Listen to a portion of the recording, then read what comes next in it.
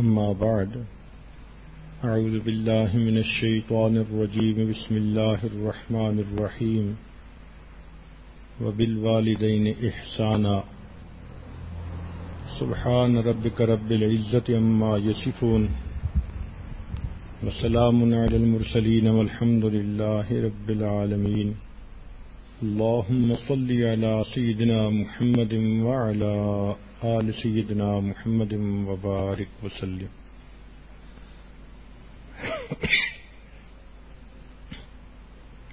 اللهم صل على سيدنا محمد وعلى آل سيدنا محمد وبارك وسلم اللهم صل على سيدنا محمد وعلى آل سيدنا محمد وبارك وسلم۔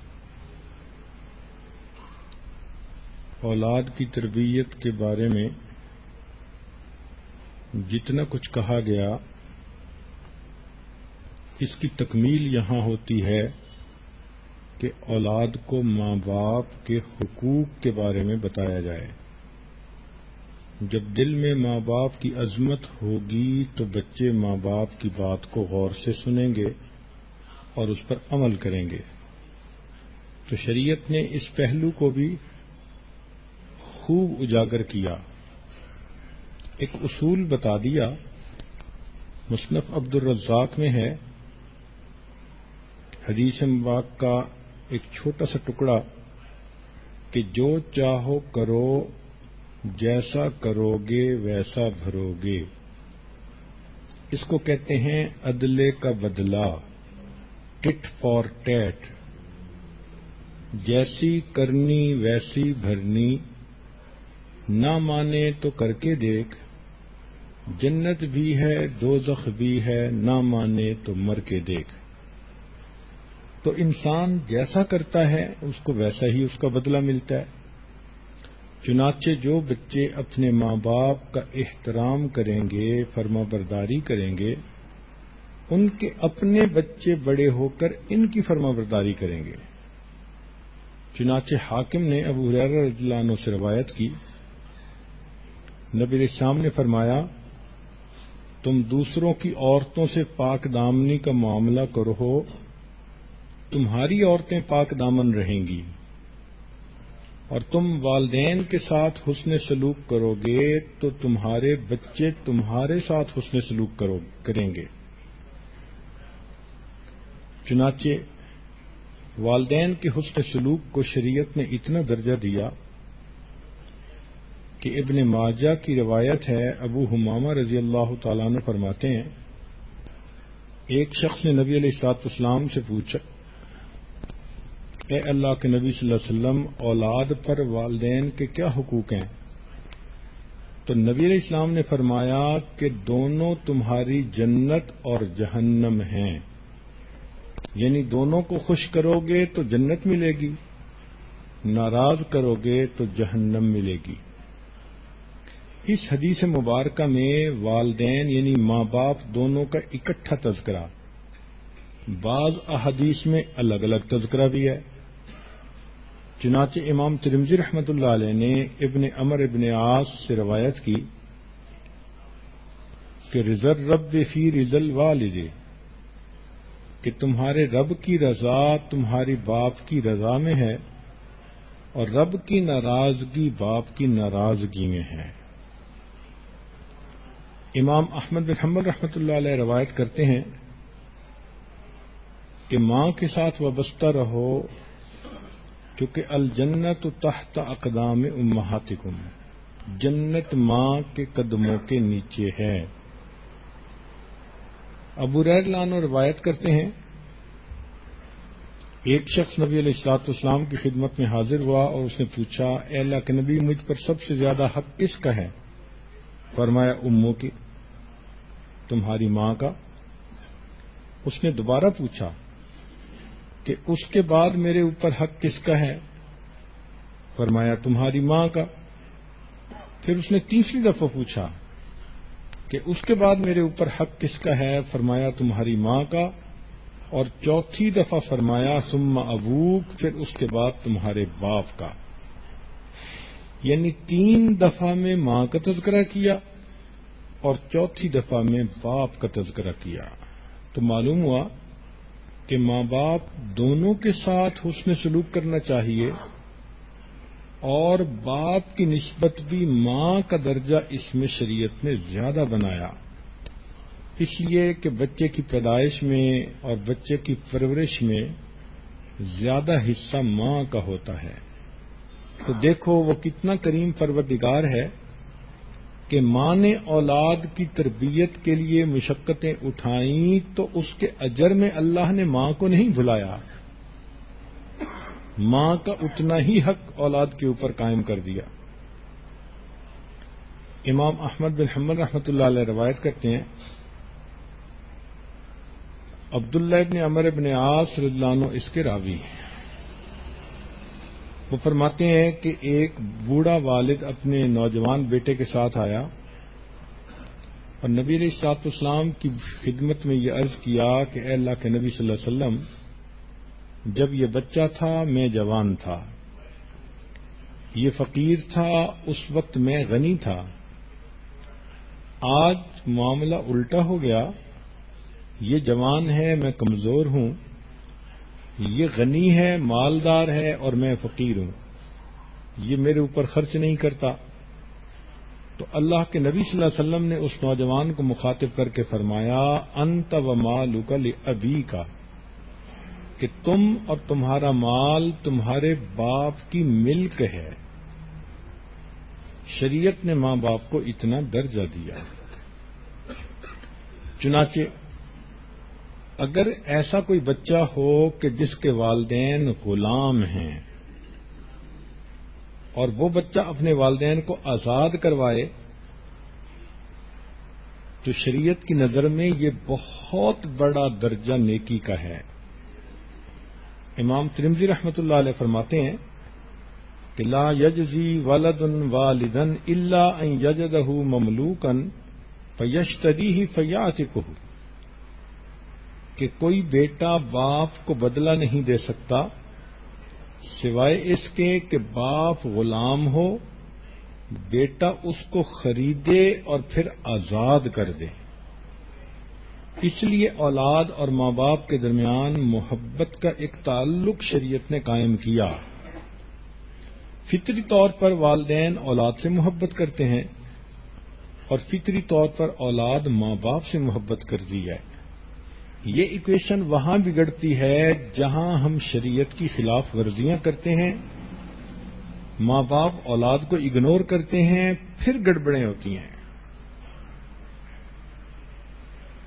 اور اگر شریعت کے مطابق بچوں کو ریز اپ کیا جائے تو یہ محبتیں سلامت رہتی ہیں۔ اس محبت کی بنا پر ترمذی شریف کی روایت ہے، ثلاث دعوات مستجابات لا شک فیہن، تین دعائیں ایسی ہیں جو یقیناً قبول ہوتی ہیں، اس میں کوئی شک ہی نہیں۔ اس میں سے ایک دعا دعوت الوالد علی ولدہ، جب باپ اپنی اولاد کے لیے دعا کرتا ہے اللہ تعالیٰ اس دعا کو ضرور قبول فرماتے ہیں۔ ہمارے مشائخ نے فرمایا کہ ماں باپ اگر خطا کار اور گناہ گار بھی ہوں پھر بھی اخلاص کی وجہ سے اولاد کے بارے میں ان کی دعائیں اللہ رب العزت ایسے قبول کرتے ہیں جیسے ولایت کبریٰ کے اولیاء کی دعاؤں کو قبول فرماتے ہیں۔ اس لیے اولاد کو چاہیے کہ وہ اپنی والدین کو اذیت نہ پہنچائے۔ ایک مرتبہ ایک بیٹا اپنے باپ کے ساتھ نبی علیہ السلام کی خدمت میں حاضر ہوا تو نبی علیہ الصلوۃ والسلام نے اس بچے کو باپ کے بارے میں سمجھایا، فرمایا فلا تمشی امامہ، کہ تم اپنے باپ کے سامنے آگے نہ چلنا، اس کو گالی نہ دینا، ولا تجلس قبلہ، اس کے آگے نہ بیٹھنا، اور کبھی بھی اس کو نام لے کر نہ پکارنا، یعنی اپنے والد کا نام لے کر پکارنا یہ بے ادبی ہے۔ ابا جی کہیں، ابو کہیں، جو مرضی کوئی لفظ استعمال کریں مگر وہ محبت کا اظہار والا لفظ ہو. اور اگر انسان اپنے والدین کے دلوں کو دکھ دے تو شریعت نے کہا کہ ثلاثۃ لا ينظر اللہ الیہم یوم القیامہ، 3 بندے ایسے ہیں کہ اللہ قیامت کے دن ان کی طرف دیکھیں گے بھی نہیں. اب ذرا اس گناہ کی گریوٹی کا اندازہ لگا لیں کہ ایسا گناہ جس کی وجہ سے اللہ تعالی نگاہ اٹھا کر بھی نہیں دیکھیں گے بندے کو. 3 بندے وہ کون سے ہیں؟ العاق لوالدیہ، ماں باپ کا نافرمان، والمرأۃ المترجلہ، اور وہ عورت جو مردوں کی طرح بننا پسند کرے. کئی لڑکیاں ہوتی ہیں نا مردوں کی طرح جین کے لباس پہننے، بالوں کو کٹوانا، بے محابہ پھرنا، اور اس کو وہ سمجھتی ہیں کہ ہم بڑی ماڈ اسکاٹ بن گئی ہیں، اور یہ نہیں سمجھتی کہ ہم نے اگر ایسا کیا تو اللہ رب العزت قیامت کے دن ہماری شکل دیکھنا بھی گوارا نہیں کریں گے. والدیوس، اور تیسرا فرمایا کہ جو بغیرت انسان ہوتا ہے. ماں باپ کے ساتھ اگر انسان برا سلوک کرے تو یہ وہ گناہ ہے کہ جس کا بدلہ دنیا میں ہی انسان کو مل جاتا ہے. امام حاکم رحمۃ اللہ علیہ نے روایت کی، فرمایا کل الذنوب یؤخرہ اللہ الی یوم القیامۃ الا عقوق الوالدین، کہ ہر گناہ کی سزا کو اللہ نے قیامت تک مؤخر فرما دیا سوائے ماں باپ کی نافرمانی کے. فإن اللہ یجعلہ لصاحبہ فی الحیاۃ الدنیا قبل الممات، کہ یہ ایسا گناہ ہے کہ اللہ تعالی دنیا میں موت سے پہلے بندے کو اس کی سزا دے دیتے ہیں. اللہ اکبر کبیرہ. چنانچہ ہمارے ایک ڈاکٹر دوست تھے، وہ کہنے لگے کہ ایک دیہاتی نوجوان ہاسپٹل میں داخل ہوا، میری ڈیوٹی تھی، دیکھنے میں وہ بڑا صحت مند اور ہیلدی نظر آتا تھا، لیکن اس کو کوئی ایسی بیماری تھی کہ جس کی وجہ سے اس کا گلا گھٹتا تھا اور اس کو سانس لینا مشکل، تکلیف ہوتی تھی. تو جب اس پر وہ بیماری کا اٹیک ہوتا تو وہ بچوں کی طرح رونے لگتا، چیخنے لگتا. اس کی تکلیف دیکھ کر مجھے بھی بہت صدمہ ہوا، میری آنکھوں میں آنسو آ گئے. تو اس نوجوان کا والد قریب تھا، کہنے لگا ڈاکٹر صاحب اپنا کیا اس کے سامنے آ رہا ہے. تو میں نے اس کے والد سے پوچھا کہ کیا ہوا؟ کہنے لگا اس نے پسند کی شادی کی اور بیوی اس کو ماں باپ سے لے کے دور چلی گئی، اور جب کبھی ہم کہتے تھے یا ماں کہتی تھی کہ بیٹا آیا کرو، مل جایا کرو، تو یہ غصے میں ماں کو کہتا تھا کہ خبردار کوئی بات کی میں تمہارا گلا دبا دوں گا. جو الفاظ یہ ماں کو بولتا تھا اللہ نے موت سے پہلے اس کو اپنی آنکھوں سے خود دکھا دی. ہاں، ایک ایسی صورت ہے جس میں ماں باپ اپنے حقوق کو خود ہی ضائع کر بیٹھتے ہیں. وہ یہ ہے کہ اگر اپنی اولاد کو شریعت کے خلاف کوئی بات کہیں تو شریعت نے کہا لا طاعت لمخلوق فی معصیت الخالق، اللہ کی نافرمانی میں مخلوق کی کوئی اطاعت نہیں. لہذا اگر ماں باپ فسق و فجور کی زندگی گزار رہے ہیں تو شریعت نے کہا کہ تم ان کے ساتھ سلوک تو اچھا رکھو مگر ان کی ایسی بات کو مت مانو جو شریعت کے خلاف ہو. وصاحبہما فی الدنیا معروفا، حتیٰ کہ وہ کافر اور مشرک بھی ہوں تو دنیا میں ان کے ساتھ تم اچھا سلوک کرو. تو اگر ماں باپ دیندار ہوں، نیک ہوں، پھر تو نور علی نور ہے۔ یہاں ایک نقطہ سا دل میں آتا ہے کہ آج احساس ہوا ماں باپ کا کیا مقام ہے۔ چنانچہ جن کے ماں باپ تو زندہ ہیں وہ ان کو منا لیں گے، پچھلے قصوروں کی معافی مانگ لیں گے اور آئندہ ماں باپ کی فرما برداری کریں گے اور اچھا سلوک کریں گے۔ لیکن بہت سارے تو ایسے ہیں کہ جن کے ماں باپ فوت ہو چکے، تو وفات کے بعد اب کیا کریں؟ شریعت نے 10 کام بتائے ہیں کہ اگر کوئی نوجوان بیٹا یا بیٹی اپنی زندگی میں ماں باپ کی خدمت نہ کر سکے، یہ گولڈن اپرچونٹی ضائع کر بیٹھے۔ ایسا کئی مرتبہ دیکھا گیا کہ بچہ چھوٹا ہوتا ہے، ماں باپ اس کی خدمت کرتے ہیں، اور جب وہ کسی قابل ہوتا ہے تو ماں باپ ہی دنیا سے چلے جاتے ہیں، بچے کو موقع ہی نہیں ملتا۔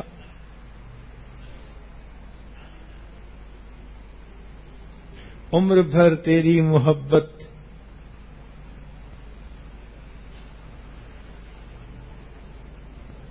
ماں کے بارے میں شاعر نے یہ شعر لکھا کہ عمر بھر تیری محبت میری جلوہ گر رہی، میں تیری خدمت کے قابل جب ہوا تو چل بسی۔ کہ اے ماں، ساری عمر تو تیری محبت ہی میری زندگی کے اندر میری ہدایت کے لیے کام کرتی رہی، اور جب میں تیری خدمت کے قابل ہوا تو ہی اللہ کو پیاری ہو گئی۔ تو شریعت کا حسن و جمال دیکھیں کہ شریعت نے اس کی کمپنسیشن کا بھی طریقہ بتا دیا۔ کیا خوبصورت دین اللہ نے ہمیں عطا کیا ہے۔ چنانچہ وفات ہو چکی ہو تو پہلا کام والدین کی وصیتوں کو پورا کرنا۔ حدیث پاک میں ایک صحابی نبی الاسلام کی خدمت میں حاضر ہوئے، اے اللہ کے پیارے حبیب صلی اللہ علیہ وسلم، میرے والد نے مجھے کہا تھا کہ تم میری طرف سے غلام آزاد کرنا۔ اب میرے پاس غلام تو نہیں، ایک باندی ہے اور بہت ہی ان پڑھ اور جاہل ہے۔ تو نبی علیہ السلام نے فرمایا اس باندی کو لاؤ۔ چنانچہ اس باندی کو لایا گیا، ان پڑھ تھی۔ نبی علیہ السلام نے اس سے پوچھا کہ بتاؤ اللہ کہاں ہے؟ اس باندی نے آسمان کی طرف انگلی کر دی۔ نبی علیہ السلام نے فرمایا بتاؤ میں کون ہوں؟ اس نے کہا اللہ کے رسول۔ نبی علیہ السلام نے مسکرا کر فرمایا کہ یہ تمہاری باندی مسلمان ہے، اس کو آزاد کرو گے تمہارے والد کی وصیت پوری ہو جائے گی۔ دوسرا حق والدین کا یہ ہوتا ہے کہ اولاد والدین کے مرنے کے بعد ان کا قرض ادا کرے۔ اگر اولاد ادا کرے گی تو اللہ کے ہاں بہت اجر پائے گی۔ تیسرا، والدین کے لیے استغفار کرنا، دعا کرنا۔ دعا بلندی درجات کی کرنا اور استغفار ان کی غلطیوں کوتاہیوں کی معافی کے لیے کرنا۔ چنانچہ امام احمد بن حنبل رحمۃ اللہ علیہ نے یہ حدیث نقل فرمائی ہے کہ نبی علیہ الصلوۃ والسلام نے ارشاد فرمایا ان اللہ عز وجل یرفع الدرجۃ للعبد الصالح فی الجنۃ، کہ اللہ تعالی نیک بیٹے کی وجہ سے نہیں، ایک نیک بندے کے جنت میں درجے کو بلند کرتا ہے تو فیقول یا رب، وہ بندہ اللہ سے پوچھتا ہے انا لی ہذہ، یہ آپ نے میرے درجات کو بلند کیوں کر دیا، میری ترقی کیسے ہو گئی؟ فیقول، اللہ فرمائیں گے بے استغفار ولدک لک، کہ تیرے بیٹے نے تیرے لیے استغفار کیا، اس کے بدلے ہم نے جنت میں آپ کے درجات کو بلند فرما دیا۔ چوتھا نقطہ کہ والدین کے جو دوست زندہ ہیں یا قریبی رشتہ دار زندہ ہیں جن سے کہ والدین محبت کا تعلق رکھتے تھے، اب ان کے ساتھ محبت کا تعلق رکھنا. مثلا والدہ فوت ہو گئی تو خالہ کو ماں کا درجہ دینا، باپ کے دوستوں کو دوست سمجھنا اور ان کے ساتھ اچھا سلوک کرنا، یہ بھی ان والدین کے حقوق کی کمپنسیشن کہلاتی ہے. پانچواں نقطہ والدین کی طرف سے صدقہ و خیرات کرنا. صدقہ و خیرات کا یہ مطلب نہیں ہوتا کہ ہر بندے نے لاکھوں خرچ کرنے ہوتے ہیں، نہیں. حدیث پاک میں تو یہاں تک کہا گیا کہ ایک بندہ اگر اللہ کے راستے میں بوسیدہ سی کھجور بھی دیتا ہے اللہ اس پر بھی اس کو اجر دیتے ہیں، پرانی کھجور. تو اپنے بچوں کو یہ تعلیم دینی چاہیے وہ جمعہ کے دن معمولی پیسے سے ہی مگر مسجد میں دیں اور والدین کی نیت سے دیں کہ اس کا اجر ان کو پہنچے. رمضان مبارک کے مہینے میں فقراء کو صدقہ کریں، والدین کی نیت کریں.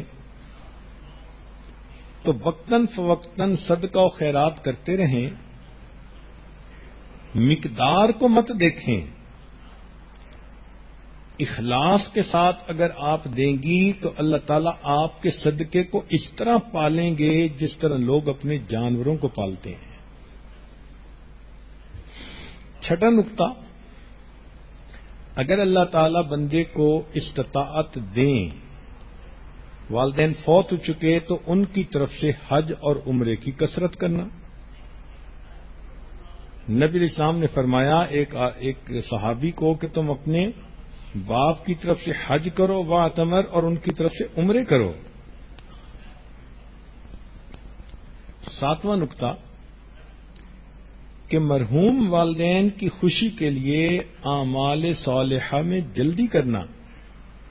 یہ عجیب بات ہے کہ انسان نیک کام تو کرتا ہی ہے، لیکن چونکہ نیک کام کا ثواب ماں باپ کو ملتا ہے تو ماں باپ کو عالم برزخ میں انتظار رہتی ہے کہ ہمارے بچوں کی طرف سے ہمیں تحفہ کب ملے گا، لہذا نیکی میں جلدی کرنی چاہیے. حضرت شیخ الحدیث رحمۃ اللہ علیہ نے ایک عجیب واقعہ لکھا ہے کہ ایک اللہ والے قبرستان کے قریب سے گزرے تو انہوں نے ان قبرستان کے موتا کے لیے کچھ پڑھ کر ایصال ثواب کر دیا. خواب میں دیکھا کہ ایک فرشتہ ایک بوری کے اندر وہ ثواب لے کر آیا اور آواز لگائی اور سارے مردے اٹھ بیٹھے اور سب اس کی طرف گئے کہ ہمیں اس میں سے جو حصہ ہے ہمارا دے دو. تو سب کو اس میں سے حصہ مل رہا تھا. ایک مردے کو دیکھا وہ آرام سے پیچھے بیٹھا ہے. تو انہوں نے خواب میں پوچھا کہ بھائی آپ اپنا حصہ لینے کے لیے کوشش نہیں کر رہے؟ اس نے کہا مجھے جو میرا حصہ ہے وہ مل جائے گا اور میں اطمینان سے اس لیے بیٹھا ہوں کہ میرا ایک بیٹا ہے جو قرآن پاک کا حافظ ہے، وہ قرآن مجید پڑھتا رہتا ہے اور اس کا اتنا مجھے بدلہ ملتا رہتا ہے کہ اب میں اطمینان سے بیٹھا ہوں، تسلی سے. خواب ختم ہو گیا. کچھ عرصے بعد دوبارہ قبرستان کے قریب سے گزرے، پھر ایصال ثواب کیا. ہاں، خواب میں انہوں نے اپنے اس کے والد سے پوچھا کہ تمہارا بیٹا کہاں ہے؟ اس نے نام بھی بتایا اور یہ بھی بتایا کہ وہ فلاں جگہ پر دکانداری کرتا ہے. چنانچہ خواب سے بیدار ہوئے تو انہوں نے جا کر دیکھا وہ نوجوان دکان پہ بیٹھا ہوا تھا. گاہک آتے تھے تو ان کو وہ سودا دیتا تھا. اور جب گاہک چلے جاتے تھے تو فارغ وقت میں وہ اللہ کے قرآن کی تلاوت کرتا تھا، اس کے ہونٹ ہلتے نظر آتے تھے. تو یہ پہچان گئے کہ میرا خواب سچا تھا. کچھ عرصے کے بعد دوبارہ قبرستان کے قریب سے گزر ہوا، پھر ایصال ثواب کیا. اب کی مرتبہ خواب میں دیکھا کہ فرشتہ اجر لایا تو جس طرح باقی مردے جو تھے اٹھ کر اس ثواب کو لینے کے لیے دوڑے، یہ بندہ بھی اس مرتبہ ثواب لینے کے لیے دوڑنے لگا. انہوں نے اس سے پوچھا بھئی اب کیوں دوڑ رہے ہو؟ اس مردے نے کہا کہ میرا وہ بیٹا فوت ہو گیا، اب اس کا اجر آنا بند ہو گیا. جو عام مومنین دعا کرتے ہیں میں بھی اسی اجر کو دیکھ کے خوش رہتا. تو والدین کے لیے نیک کام جلدی کرنا یہ والدین کی خوشی کا، روح کی خوشی کا سبب بنتا ہے. 8واں حق کہ ماں باپ نے اگر کوئی قسم اٹھائی ہوئی ہو تو ان کی قسموں کو پورا کر دینا.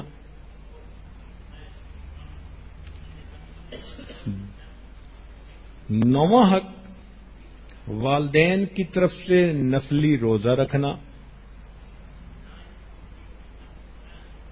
قرآن مجید کی تلاوت کرنا.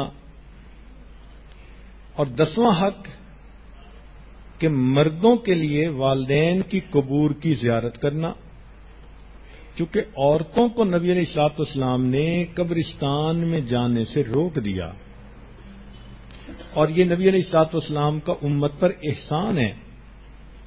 ورنہ عورت جتنی نرم دل ہوتی ہے، اگر شریعت اس کو بھی حکم دیتی کہ تم جاؤ اور جوان بیٹے کو دفن کر کے آؤ، تو مجھے تو لگتا ہے کہ اس عورت کو پہلے ہی وہیں دفن ہونا پڑ جاتا، یہ خود بھی ساتھ دفن ہو جاتی.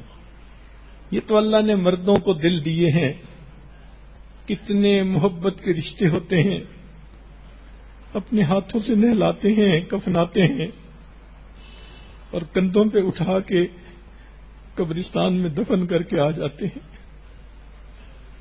تو اللہ رب العزت نے ماں کو اس تکلیف سے بچایا، اس لیے فرمایا کہ عورت قبرستان میں نہ جائے. تاہم مردوں کو چاہیے کہ وہ وقتاً فوقتاً جائیں اور اپنے والدین کی قبور پر قرآن مجید کی تلاوت کر کے جتنا بھی اللہ چاہیں ان کو ایصال ثواب کریں.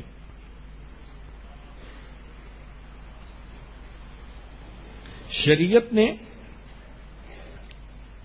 یہ بتلایا ہے کہ جو بندہ ماں باپ کی اطاعت کرتا ہے، فرما برداری کرتا ہے، ان کے دلوں کو خوش کرتا ہے، اللہ تعالیٰ دنیا میں بھی انعام دیتے ہیں، آخرت میں بھی اس کا انعام دیتے ہیں. چنانچہ والدین سے حسن سلوک کا دنیا میں کیا فائدہ؟ امام احمد بن حنبل رحمۃ اللہ علیہ نے انس رضی اللہ عنہ کے ذریعے سے روایت کی، فرماتے ہیں کہ جو ماں باپ سے حسن سلوک کرتا ہے اللہ تعالیٰ اس کی عمر اور رزق میں اضافہ فرما دیتے ہیں. تو ماں باپ کے ساتھ اچھا سلوک کرنے کی یہ برکت ہے، عمر بھی بڑھتی ہے اور مال بھی بڑھتا ہے. عمر بڑھنے سے مراد دو باتیں ہو سکتی ہیں. ایک تو یہ بھی کہ عمر فرض کرو 60 سال ہونی تھی، اب اللہ نے اس کو طویل کر کے 70 سال کر دیا، یہ بھی ممکن ہے. اور ایک معنی اس کا علماء نے یہ لیا کہ عمر تو تھی اس کی 60 سال، لیکن اس نے 40 سال کی عمر میں بلڈ پریشر کا مریض بننا تھا اور برین ہیمریج ہونی تھی، اور اس نے فالج کے ساتھ باقی زندگی محتاجی میں گزارنی تھی. اللہ تعالیٰ ان بیماریوں سے بچا کے زندگی کے صحت مند حصے کو لمبا کر دیتے ہیں، چنانچہ وہ آخری لمحے تک کسی کا محتاج نہیں ہوتا. یہ بھی عمر میں برکت ہے کہ ایفیکٹو حصہ عمر کا بڑھا دیا جاتا ہے.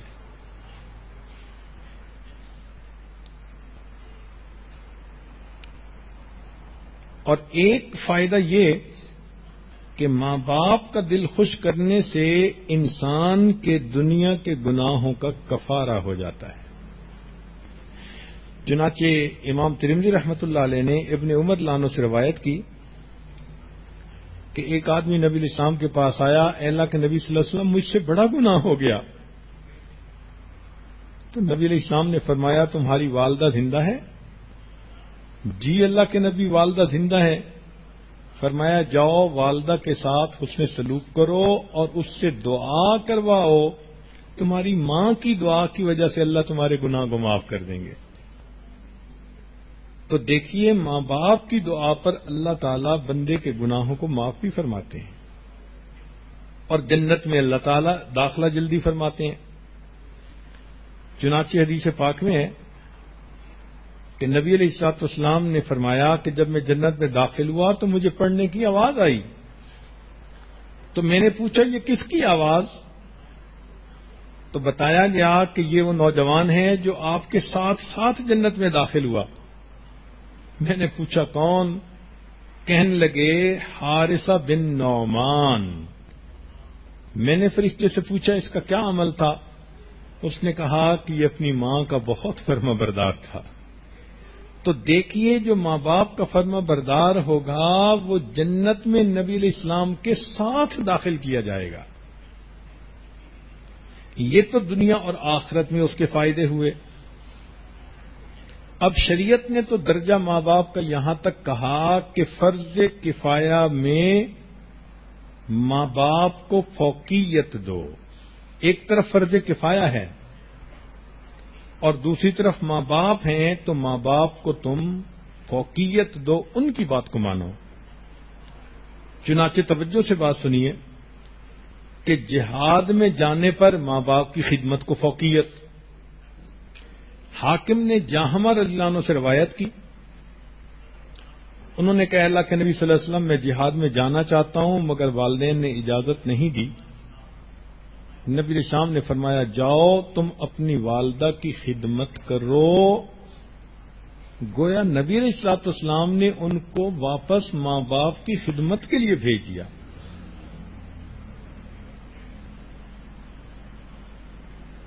دوستوں اور بیوی سے بھی زیادہ ماں باپ کی بات کو فوقیت۔ امام ترمذی رحمۃ اللہ علیہ نے حضرت علی عنہ سے روایت کی اذا فعلت امتی 15 خصلۃ حل بها البلاء، کہ جب میری امت میں 15 باتیں پیدا ہو جائیں گی تو اس کے اوپر عذاب آ جائے گا۔ ان 15 باتوں میں سے کیا؟ اطاع الرجل زوجته واق امه، کہ بیوی کی اطاعت کرے گا ماں کی نافرمانی کرے گا، وبر صدیقہ وجفا اباہ، دوست کے ساتھ نیکی کرے گا باپ کے ساتھ بے وفائی کرے گا۔ تو اس حدیث پاک سے پتہ چلتا ہے کہ اللہ تعالی نے بیوی بچوں اور دوستوں سے بھی زیادہ ماں باپ کا حق بنایا ہے۔ اب یہاں پر بعض عورتیں پریشان ہو جائیں گی کہ جی حضرت جی نے ایسی بات کر دی ہمارے تو خامد ہاتھ سے نکل جائیں گے۔ تو بھائی اگر ماں باپ بھی شریعت کے مطابق زندگی گزارتے ہیں اور آپ بھی شریعت کے ساتھ زندگی گزار رہی ہیں تو پریشان ہونے کی کیا بات ہے؟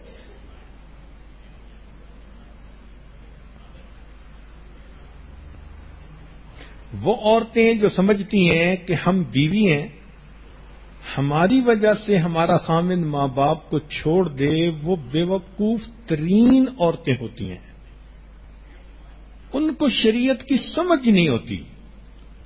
اس بے وقوف عورت کو یہ سمجھنا چاہیے کہ آج جوانی میں اپنے خامند کے بارے میں یہ سوچ رہی ہے، کل جب اس کے بچے ہوں گے اور یہ ان کو ریز اپ کرنے کے لیے اتنی مصیبتیں اٹھائے گی، پھر بوڑھی ہو جائے گی اور اس کے بچے اس کو چھوڑ کے جائیں گے، پھر اس کے دل پہ کیا گزرے گی؟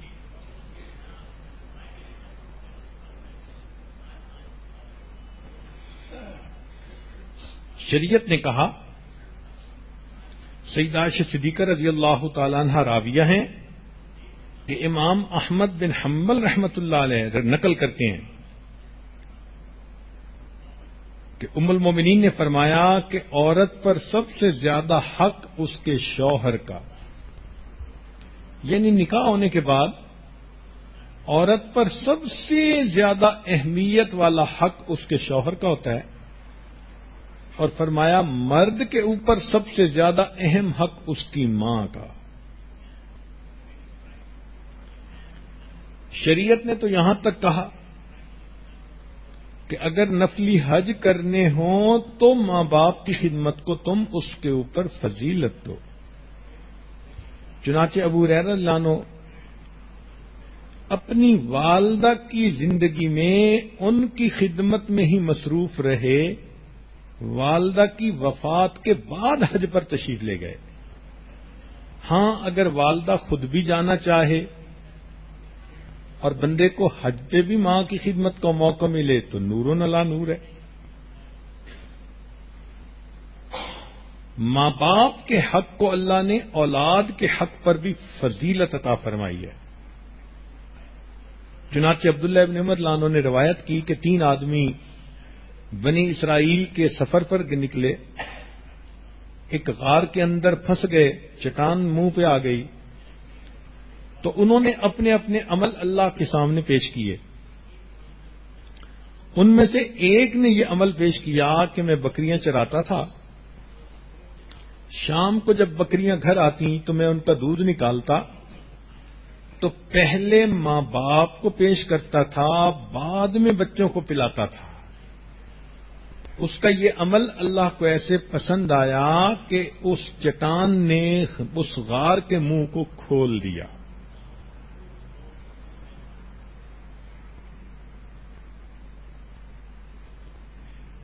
شریعت نے کہا کہ ماں باپ کا حق ہجرت پر بھی فائق ہے۔ چنانچہ مستدرک حاکم میں عبداللہ ابن عمر ابن عاص رضی اللہ عنہ سے یہ روایت ہے کہ ایک نوجوان آیا، اے اللہ کے نبی صلی اللہ علیہ وسلم میں ہجرت کی نیت سے آ گیا ہوں اور والدین کو پیچھے چھوڑتا آیا ہوں۔ نبی علیہ السلام نے فرمایا کہ واپس جاؤ، جیسے والدین کو روتا چھوڑ آئے تھے ایسے ہی جا کے ان کو خوش کرو، تمہارے لیے یہ افضل ہے۔ حتیٰ کہ نفلی عبادات پر بھی ماں باپ کا حق افضل ہے۔ حدیث مبارکہ میں ہے کہ جریج ایک راہب نیک بندہ تھا بنی اسرائیل کا، عبادت میں لگا ہوا تھا۔ والدہ ملنے کے لیے آئی، اس نے 3 مرتبہ پکارا اور یہ نفلوں میں ہی مصروف رہا، تو ماں کو غصہ آیا۔ اس نے کہا کہ اللہ تجھے موت سے پہلے کسی فتنے میں ڈال دے۔ لو ماں کی بد دعا ایسی لگی کہ قریب میں کوئی عورت تھی، اس نے کسی چرواہے کے ساتھ بدکاری کی اور جس کے نتیجے میں اس کے ہاں بچہ پیدا ہوا، تو لوگوں نے اس عورت کو لان تان کی کہ تو نے کیا منہ کالا کیا، تو اس عورت نے اس جریج کا نام لے دیا کہ میرے ساتھ تو فلاں راہب نے بدکاری کی۔ لوگوں کو پتہ چلا تو وہ آئے، انہوں نے جریج کو بھی بہت مارا پیٹا اور انسلٹ کی، اور اس کے سوما کو جو عبادت کا کمرہ تھا اس کو بھی گرا دیا۔ جریج نے ان سے پوچھا کہ بھئی تم یہ سارا کام کس لیے کر رہے ہو، میں نے کیا خطا کی؟ انہوں نے کہا تو نے فلاں عورت کے ساتھ بدکاری کی، اس کے ہاں بچہ ہوا۔ تو جریج نے کہا کہ اچھا مجھے بچے کے پاس لے جاؤ۔ تو جب جریج کو بچے کے پاس لے گئے تو اس نے اس بچے سے پوچھا کہ بتا تیرا باپ کون ہے؟ نیک آدمی تھا، اللہ کی آخر مدد تھی۔ وہ بچہ بول پڑا، کہنے لگا کہ میرا باپ تو فلاں بکریوں کا چرواہا ہے۔ تو علماء نے لکھا کہ اگرچہ اتنا مقام تھا کہ اللہ نے اس کی خاطر بچے کو بلا دیا، لیکن اس نے ماں کا دل دکھایا تو فتنے میں وہ بھی پڑ گیا۔ نبی علیہ الصلوۃ والسلام نے یہ واقعہ سنا کے فرمایا لو کان جریج عالمن، اگر جریج عالم ہوتا، لعلم ان اجابته امه اولا من عبادت ربه، اس کو پتہ چل جاتا کہ اپنی ماں کی بات کو ماننا نفلی عبادتوں پر فضیلت رکھا کرتی ہے۔ اب سوچئے نا کہ ماں باپ نے دنیا میں اولاد کو تربیت دینے کے لیے کوشش کی تو اس کا بدلہ اللہ نے ان کو کیا دیا، ان کا کتنا مقام دنیا میں بنا دیا۔ یہاں تک بات کو ذرا دل کے کانوں سے سنیے گا، ڈر کے بات کر رہا ہوں کہ شریعت نے ماں باپ کی خدمت کو زیارت رسول صلی اللہ علیہ وسلم پر بھی فوقیت دے دی۔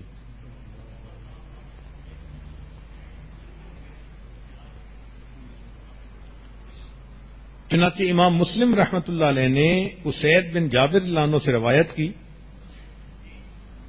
کہ اویس کرنی رحمۃ اللہ علیہ کرن کے رہنے والے تھے، والدہ کی خدمت میں لگے ہوئے تھے، چاہتے تھے کہ نبی علیہ السلام کی زیارت کریں، ایمان لا چکے تھے، مگر ماں کی خدمت ہی کرتے رہے، آ نہیں سکے۔ تو نبی علیہ الصلوۃ والسلام نے عمر لانو کو بلا کر فرمایا کہ یمن کے فلاں قبیلے میں ایک بندہ، اس کو 1 دینار کے برابر برس کا زخم باقی ہوگا، بیماری تھی مگر ختم ہو گئی۔ اللہ کے ہاں اس کا اتنا مقام، نبی علیہ السلام نے فرمایا کہ اگر وہ اللہ کے نام پر قسم کھا لے تو اللہ اس کی قسم کو پورا کر دے۔ اور نبی علیہ السلام نے صحابہ سے فرمایا کہ اگر تمہاری ملاقات ہو تو ممکن ہو سکے تو تم ان سے اپنے لیے استغفار کی دعا کروانا۔ اور ایک روایت میں ہے کہ نبی علیہ السلام نے اپنا جبہ ہدیہ کے طور پر دیا اور فرمایا عمر یہ جبہ ان کو دے کر ان سے کہنا کہ میری امت کی بخشش کی دعا کرے۔ اللہ اکبر کبیرہ۔ چنانچہ عمر لانو کی ملاقات ہوئی اویس کرنی رحمت اللہ علیہ سے، اور عمر لانو نے ان کو نبی علیہ السلام کا جبہ ہدیہ کے طور پر بھی دیا اور ان کو کہا کہ آپ صلی اللہ علیہ وسلم کو نبی علیہ السلام نے یہ پیغام دیا کہ میری امت کی بخشش کی دعا کرے۔ اللہ نے ماں باپ کی خدمت کو کیا مقام اور کیا رتبہ عطا فرما دیا۔ تو جب بچے کو یہ سبق دیا جائے گا تو یقیناً بچہ پھر ماں باپ کی بات کو سنے گا اور اچھا انسان بننے کی کوشش کرے گا۔ اور اگر کسی کے ماں باپ ناراض ہوں تو سن لیجئے کہ دنیا میں سب سے آسان کام اپنی ماں کو منانا۔ کیوں؟ کہ وہ ناراض بھی ہو جاتی ہے لیکن انتظار میں ہوتی ہے کہ میرا بیٹا آ کر مجھ سے سوری کر لے، میں معاف کر دوں گی۔ ہم نے دیکھا کہ اگر بچہ ماں کی ڈانٹ ڈپٹ کی وجہ سے گھر سے نکل جائے، ماں کو چین نہیں آتا، وضو کرتی ہے، مصلی پہ بیٹھ جاتی ہے، اللہ میرا بیٹا کسی برے بندے کے ہاتھ نہ لگ جائے، میرا بیٹا کوئی انتہائی قدم نہ اٹھا لے، اللہ میرے بیٹے کو سلامت سے واپس لے آنا۔ کھانے کا وقت ہو جاتا ہے، سارے گھر والے کھانا کھا لیتے ہیں، ماں سے پوچھتے ہیں تو وہ کہتی ہے مجھے بھوک نہیں ہے۔ حقیقت میں اس کے دل میں یہ ہوتا ہے مجھے کیا پتا میرے بیٹے کو کھانے کو کچھ ملا یا نہ ملا، میں کیسے کھاؤں؟ سارے گھر کے لوگ سو جاتے ہیں، ایک ماں ہوتی ہے جو بستر پہ کروٹیں بدل رہی ہوتی ہے، شاید میرا بیٹا آ جائے، اس کو دروازے پہ انتظار میں نہ کھڑا ہونا پڑے۔ میاں کی ڈانٹ بھی برداشت کرتی ہے، مگر اپنے بچے کے لیے دعا بھی کرتی رہتی ہے. اور اگر وہ بیٹا رات کو دیر سے آئے تو ماں بیٹی کو جگاتی ہے کہ بیٹی اٹھو